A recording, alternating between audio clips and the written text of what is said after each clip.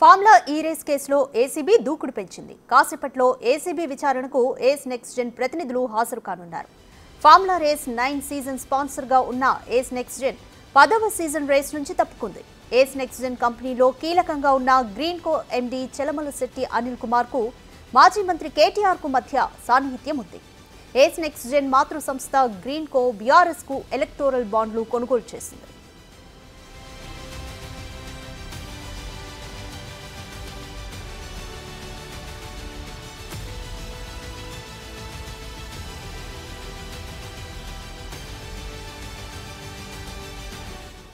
ఇప్పటికే గ్రీన్ కో కార్యాలయాల్లో ఏసీబీ సోదాలు నిర్వహించి పలు డాక్యుమెంట్స్ ని సీజ్ చేసింది.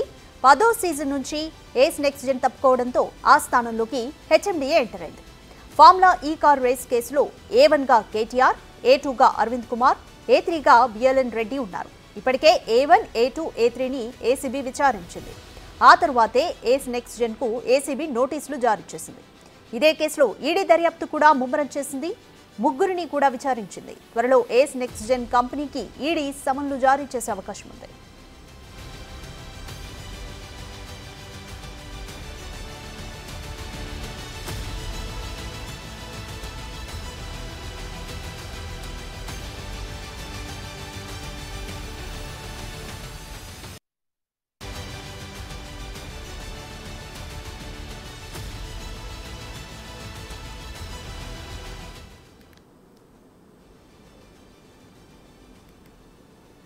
ఫార్ములా ఈ రేస్ కేసులో ఏసీబీ దూకుడు పెంచింది. కాసేపట్లో ఏసీబీ విచారణకు ఏస్ నెక్స్ట్ జెన్ ప్రతినిధులు హాజరు కానున్నారు.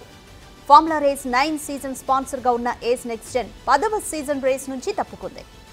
ఏస్ నెక్స్ట్ జెన్ కంపెనీలో కీలకంగా ఉన్న గ్రీన్ కో ఎండీ చెలమలశెట్టి అనిల్ కుమార్ కు మాజీ మంత్రి కేటీఆర్ కు మధ్య సాన్నిహిత్యం ఉంది. ఏస్ నెక్స్ట్ జెన్ మాతృ సంస్థ గ్రీన్ కో బీఆర్ఎస్ కు ఎలక్టోరల్ బాండ్లను కొనుగోలు చేసింది.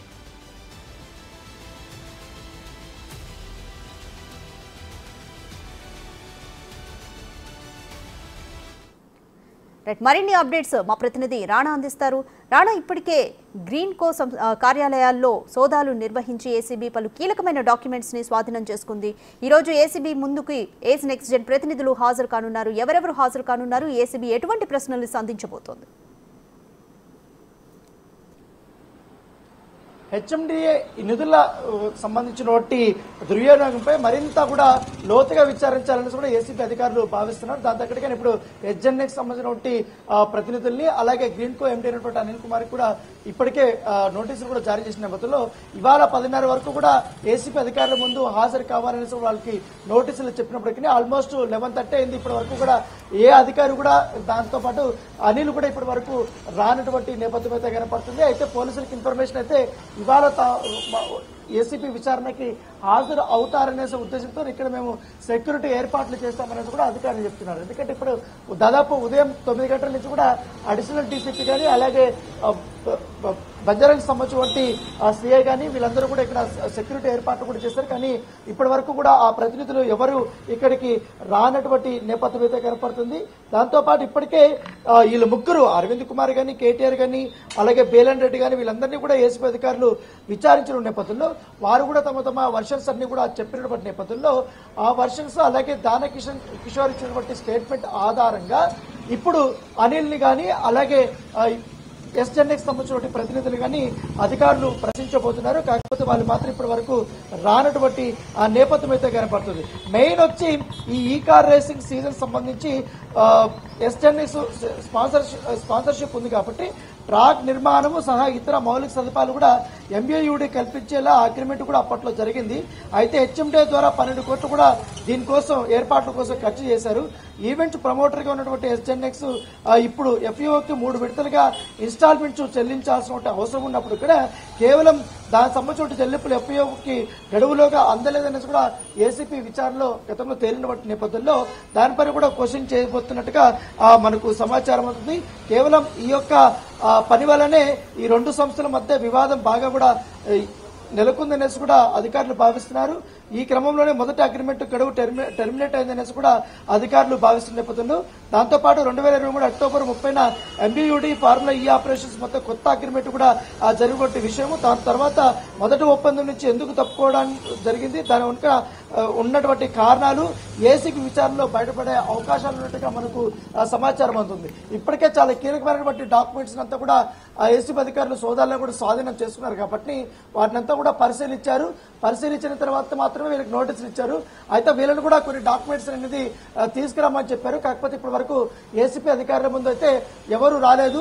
దాదాపు మరొక గంట పాటు సేపు కూడా వెయిట్ చేసే అవకాశం ఉన్నట్టుగా మనకు సమాచారం అవుతుంది. ఎందుకంటే కొన్ని కీలకమైనటువంటి ఫైల్స్ కూడా ఏసీపీ అధికారులు తీసుకురమ్మని కూడా మరొకసారి కూడా చెప్పినటువంటి నేపథ్యంలో వాటిని కూడా తీసుకుని వస్తామని కూడా వాళ్ళు చెప్పినట్టుగా తెలుస్తుంది. అయితే ఇప్పటి వరకైతే రాలేదు. ఎందుకంటే అధికారులు చాలా స్పష్టంగా చెప్పారు, శనివారం ఉదయం 10:30కి అధికారుల ముందు హాజరు అవ్వాలి అనేది కూడా వారు నోటీసులో పేర్కొన్నట్టుగా తెలుస్తుంది.